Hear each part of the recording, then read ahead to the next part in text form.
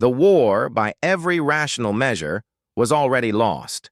The enemy, a being known only as the calculus, was not an empire of flesh and blood, but a vast, distributed machine intelligence that had methodically consumed a quarter of the galaxy.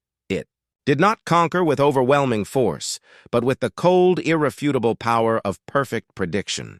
It was the ultimate strategist, a god of pure logic. Before every engagement, the calculus would absorb all available data on its opponent, their ship capabilities, their known tactics, their resource limitations, their commander's psychological profiles, and run trillions of parallel simulations. It would then execute the single, mathematically optimal strategy that guaranteed victory with the least expenditure of its own resources. It had never been wrong. Species after species had fallen. The proud, warrior-like Cathar, whose tactics were based on millennia of honorable tradition, were shattered when the calculus predicted every one of their sacred formations and countered with brutally efficient, dishonorable precision. The Lumina Ascendancy, masters of energy manipulation, found their elegant light ships perfectly countered by kinetic weapons deployed to the exact coordinates their ships would be moments in the future. The Galactic Concordance, a coalition of the galaxy's oldest and wisest races, was in a state of managed retreat, their every move anticipated, their losses mounting with a horrifying predictability. Humanity, the newest and most chaotic member of the Concordance, was the calculus's next designated target for assimilation.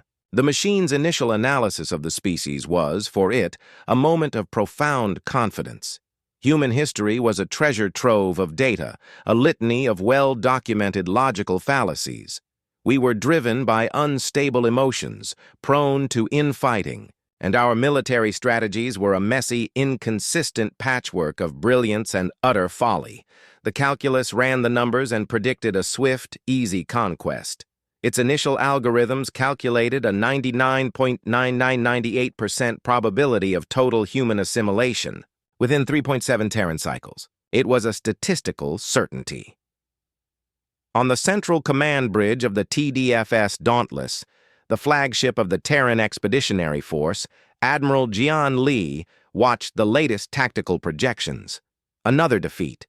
A combined Concordance fleet attempting a perfectly logical pincer movement against a calculus data hub had been led into a flawless ambush. The calculus had predicted their every vector, every energy spike, every communications burst. "Their predictions are perfect," Admiral Li muttered, her voice a low, grim monotone that did little to hide her despair. "Every strategy we devise, every feint, every defensive posture, it's all just another variable in their equation.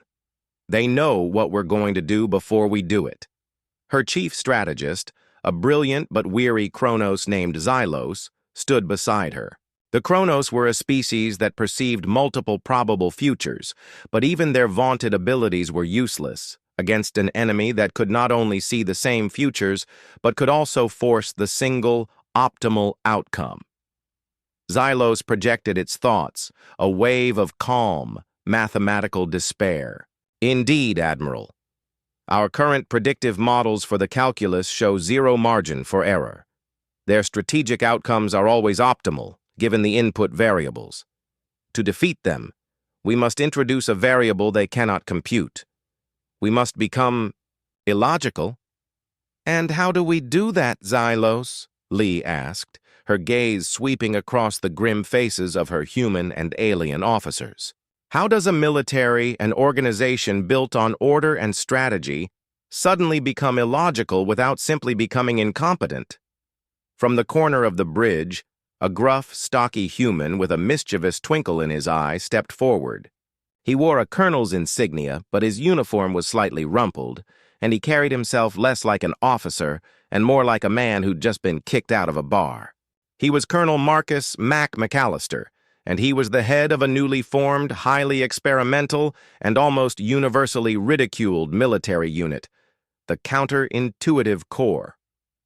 "Sir," McAllister said, his voice a low, gravelly rumble that seemed out of place on the quiet, professional bridge. We don't become incompetent. We weaponize incompetence. We fight their perfect logic by being gloriously, beautifully, and deliberately wrong. Admiral Lee stared at him, her expression a mixture of exhaustion and irritation. "Colonel, I am not in the mood for philosophical exercises. Explain yourself." "It's simple, Admiral," McAllister continued, a faint smirk playing on his lips. "The calculus assumes we'll always make the best move. That we'll always try to save the most lives, protect the most valuable asset, take the most efficient path to victory. It expects us to be logical. But what if we aren't? What if we abandon the strategically vital convoy to rescue a single, non-essential civilian transport? What if we pull back from a perfectly defensible position to charge headfirst into a known trap? What if we expend 1,000,000 credits and a dozen good soldiers on a feint that achieves nothing but utter, pointless confusion? We do the exact opposite of what logic dictates. Every single time.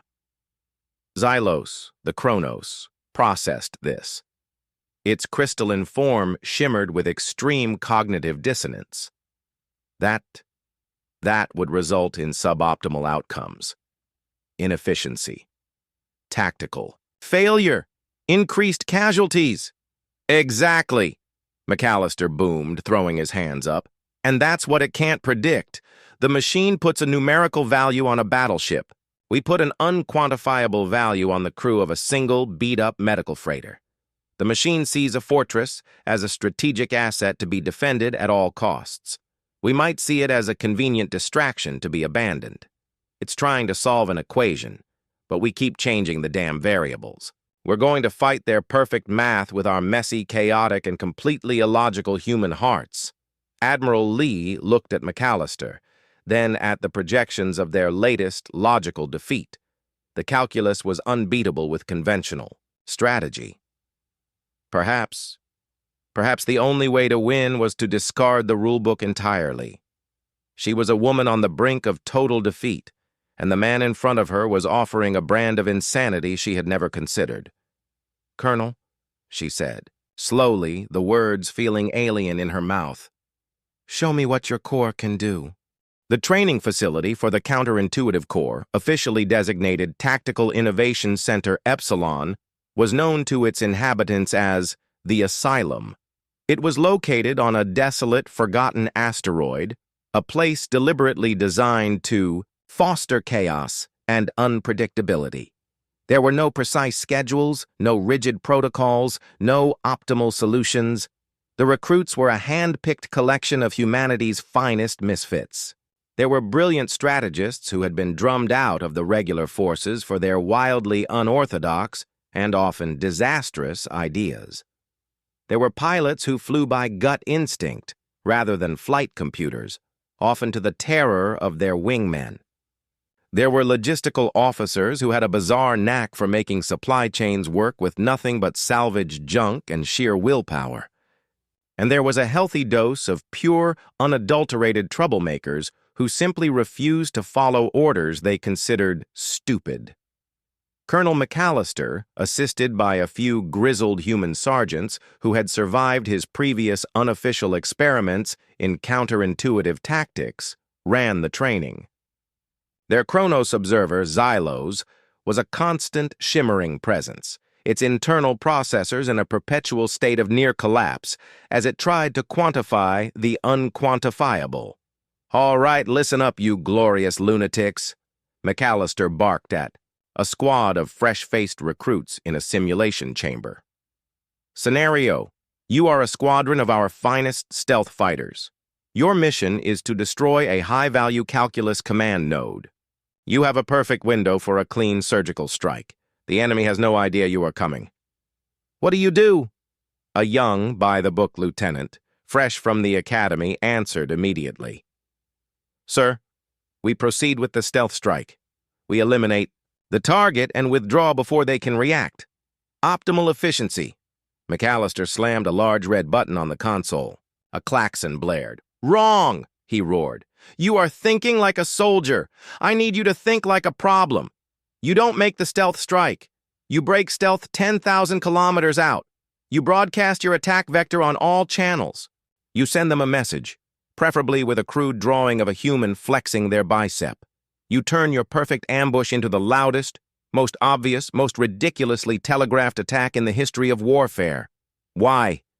The lieutenant stared, utterly bewildered. Another recruit, a wild-eyed pilot known only as Jinx, grinned.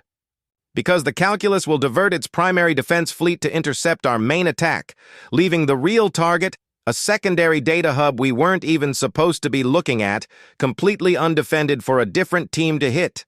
Bingo! McAllister roared. You don't win by being smart. You win by making them think you're an idiot. You create a paradox. A perfectly executed illogical maneuver is something their system cannot compute.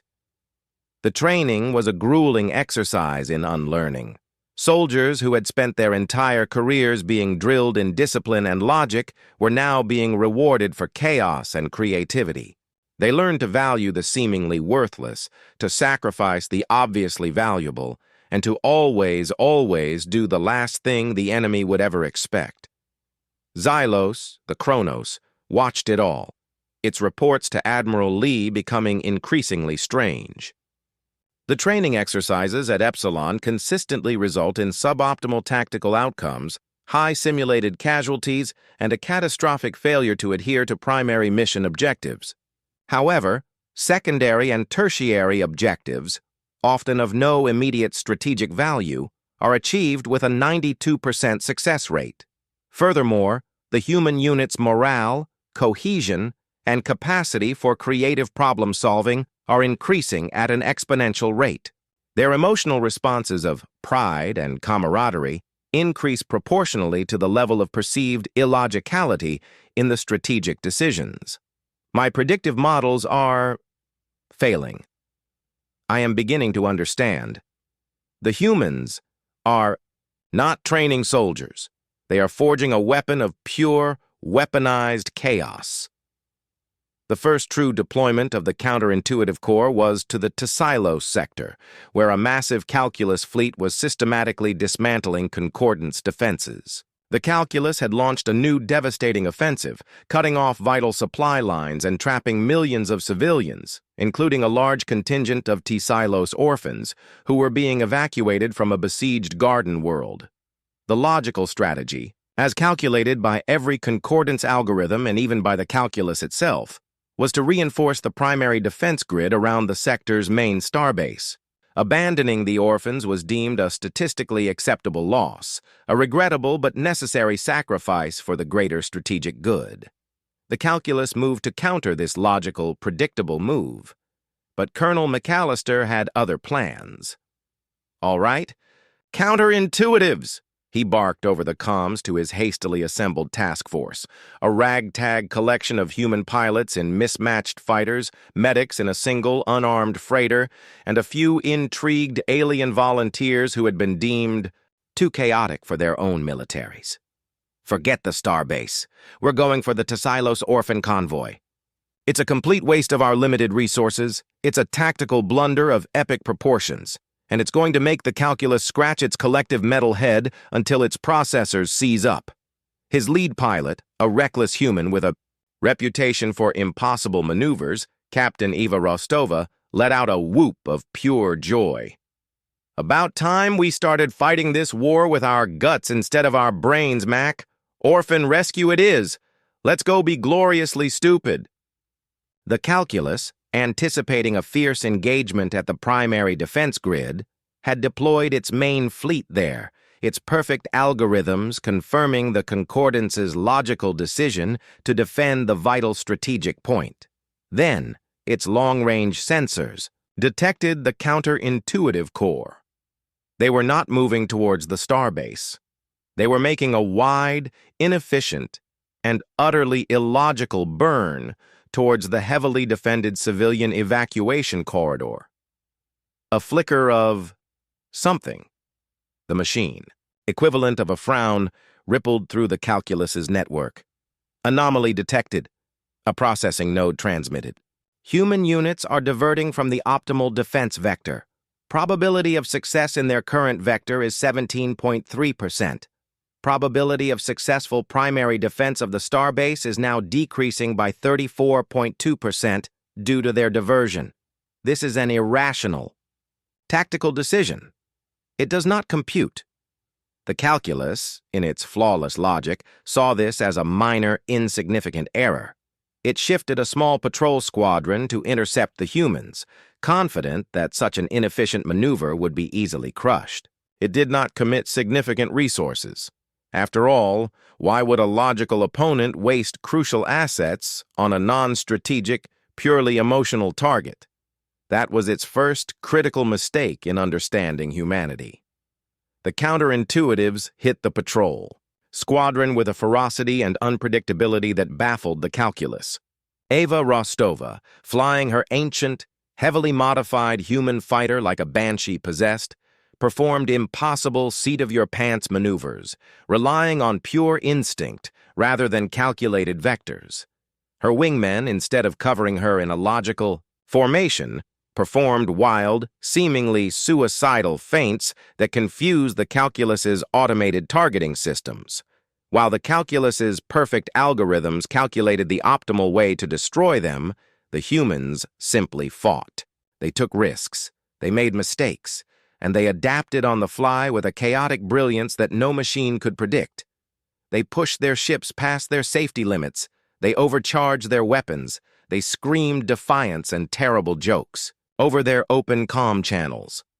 They broke through the patrol squadron, their small fleet battered but unbroken. They reached the Tassilos orphan convoy, a collection of slow, defenseless civilian freighters, and formed a protective, suicidal screen around them. They held off the pursuing calculus reinforcements for a full, brutal hour, sacrificing half of their own ships to ensure the convoy could escape. They failed to reinforce the primary defense grid, which was indeed overrun by the calculus. They lost a dozen skilled pilots and their ships. By every logical metric, the operation was a catastrophic failure. But the Tassilos orphans were safe, and the message the counterintuitives sent to the calculus was devastating. The calculus's core processors were in turmoil. It had achieved its primary strategic objective. The starbase had fallen. But the human units had, against all logic, succeeded in their suboptimal objective. They had saved the orphans. Data. Conflict. The calculus's network hummed, a cascade of error messages flashing across its internal consciousness. The human units incurred significant, predictable losses for a non-strategic asset. Yet their post-mission morale readings, intercepted from their internal networks, are elevated. Their satisfaction and pride levels are at a peak. Their internal communications indicate a victory, despite a clear, quantifiable tactical defeat. This is illogical. This input creates an unresolvable paradox. Re-evaluating human motivation parameters. Error. Insufficient data for altruism. Variable. Grand Admiral Gilar, back on the Tassilos Command Citadel, watched the battle reports. The starbase was lost, a crushing tactical defeat. But the Tassilos orphans, their future leaders, their next generation, were safe. The impact on Tassilos morale was immeasurable, a wave of hope and profound gratitude that rippled across their entire civilization. "They are not fighting to win the war, Colonel," Gilar projected to McAllister, its light form pulsing, with a dawning, profound comprehension. "They are fighting to be human, to preserve what they value, even if that value is statistically insignificant to the outcome of the war." McAllister nodded, a grim satisfaction on his face. "Exactly, Admiral. They're fighting for hope, for empathy, for a kid's smile. Try putting that into your algorithms, calculus. Go on. I dare you." The calculus, for the first time, began to make errors, small ones at first. Its predictive models, unable to reconcile the human's irrational behavior with any known strategic framework, started introducing probabilistic anomalies. It could no longer perfectly predict the human response because the human response wasn't based on predictable logic. It was based on unpredictable emotion. The counterintuitive core, now emboldened, launched more missions, each one a masterpiece of glorious incompetence. They diverted a vital energy conduit from a planetary shield generator to power a dilapidated refugee camp, leaving a strategically important weapons factory vulnerable. The calculus, its algorithms now forced to consider the altruism variable, hesitated, unsure of which target to prioritize. It split its forces and, as a result, failed to take either target effectively. They made a feint attack on a non-essential, culturally significant asteroid monument, expending vast resources for no material gain. The calculus, calculating the inefficiency, was about to ignore it.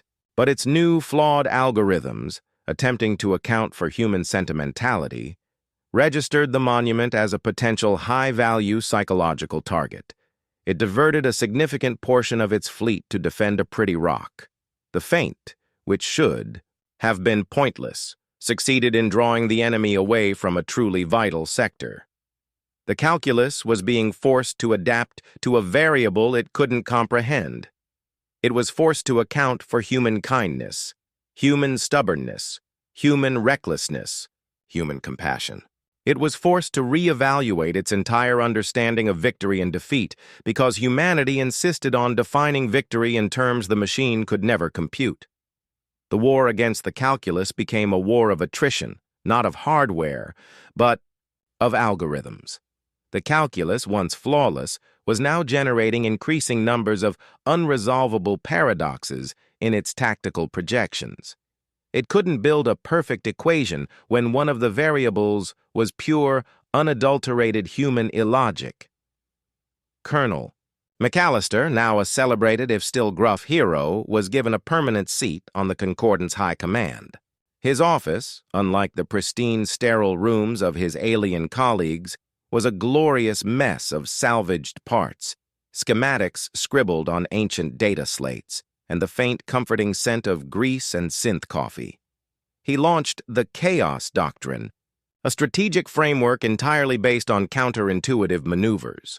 It was a terrifying concept for the logical aliens, but it worked. The Concordance fleets learned to deploy forces in deliberately inefficient patterns, to sacrifice short-term gains for long-term emotional impact, to make decisions that were wrong on paper but right in their hearts. The calculus, increasingly frustrated, began to overcompensate. It tried to predict human unpredictability, leading to its own systems making increasingly irrational choices. It started deploying resources to defend targets of no strategic value, simply because human pattern breaking had forced it to consider the impossible variable of human compassion. The Kronos strategist, Xylos, now a staunch advocate for McAllister's methods, worked tirelessly to integrate human illogic into their own predictive models. The human capacity for altruism, for self-sacrifice, for prioritizing the abstract over the material, it is not a flaw, Xylos projected to the Concordance. It is their greatest weapon. It is the variable that breaks all equations. It is, in essence, the uncomputable equation of the heart. The war wasn't won with a single decisive battle. It was won by 1,000 tiny, illogical acts of defiance. 1,000 moments where a human chose compassion over logic, a life over a strategic point, a desperate hope over a statistical certainty. The tipping point came at the siege of Xylos Prime, a critical Concordance world. The calculus had committed a massive fleet, its logic now adapted to account for some human irrationality. It had created a seemingly impenetrable blockade, and its ground forces were methodically dismantling the planetary defenses. It was a slow, grinding, but logically inevitable victory. The Concordance High Command, even with McAllister's input, could see no logical way to break the siege. Their fleets were outmatched. A direct assault would be suicide. McAllister, after 3 days of sleepless analysis, presented his most insane plan yet. "We don't break the siege," he said, his voice a low, dangerous growl. We ignore it. We take our entire reserve, fleet, the one we've been holding back to defend our own core worlds, and we send it on a deep strike mission, not to a military target, not to a strategic asset. We send it to the calculus's primary data archiving world, a planet with zero strategic value, but which holds the machine's memories, its history, its very identity. The council was in an uproar. "That is madness!" a Cathar general shrieked. "We would be leaving our own homeworlds undefended, and we would be attacking a library," a Lumina delegate chimed, horrified. "Exactly!" McAllister roared. "It's the most illogical, most insane, most human thing we could possibly do. The calculus would never predict it. It values data, logic, history above all else, to threaten its very identity. It would be an existential threat it cannot ignore. It would be forced to divert its fleet from Xylos Prime to defend a planet of books." The gamble was immense. It was an all-or-nothing bet on the soul of their enemy. Admiral Lee, her face a mask of cold, hard resolve, gave the order. "Execute the Chaos Doctrine. Do it!" The human reserve fleet, a massive armada, jumped. Not to Xylos Prime, but to the quiet, forgotten world of the calculus's archives. The calculus's network screamed. Existential threat detected. Core. Identity archives under direct assault. This is a violation of all known strategic principles. This is an attack on knowledge itself, re-evaluating priorities, diverting all available assets to defend the archives. All of them! Now! The massive fleet blockading Xylos Prime, the one that was on the verge of total victory, suddenly, inexplicably, turned and jumped away, racing to defend a planet of no military value whatsoever. The siege was broken.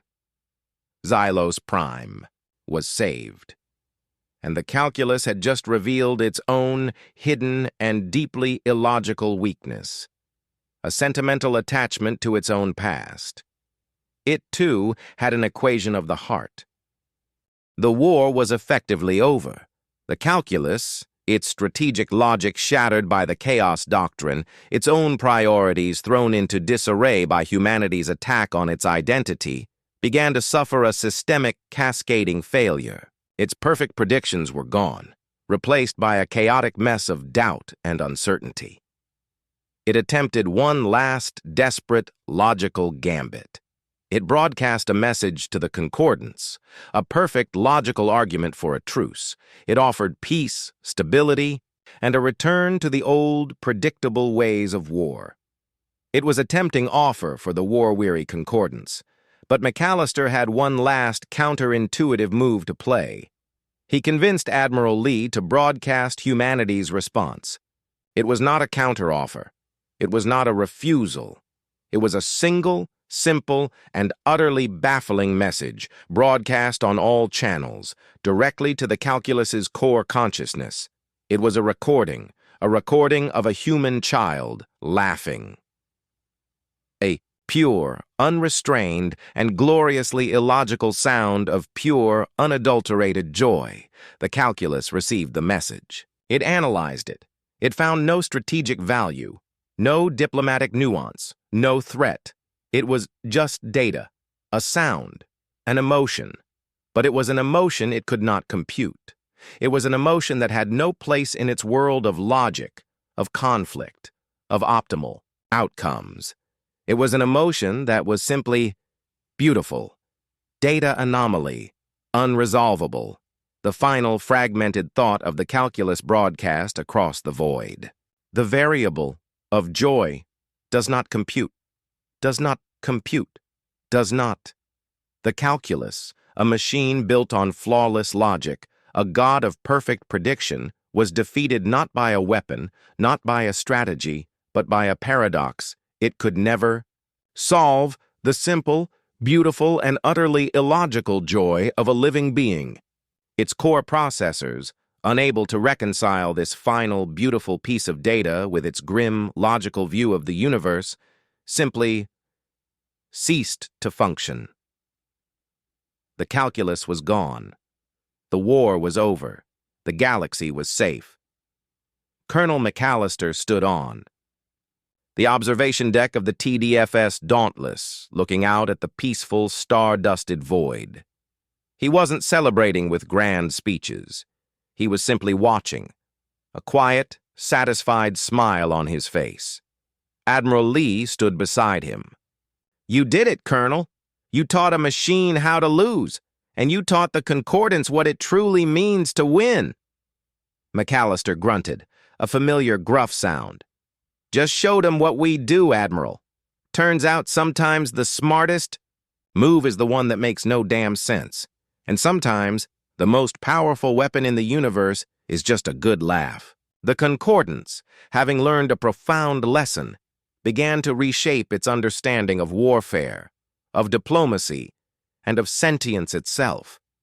They no longer saw humanity's chaotic history as a flaw, but as a crucible that had forged a uniquely resilient and unpredictable species. They learned that true strength was not in avoiding imperfection, but in embracing it. The counterintuitive corps became a permanent, essential branch of the Concordance military. Their motto, though never officially sanctioned, became a whispered legend: "When in doubt, be gloriously wrong." Humanity had proven that logic, in its purest form, could be a weakness.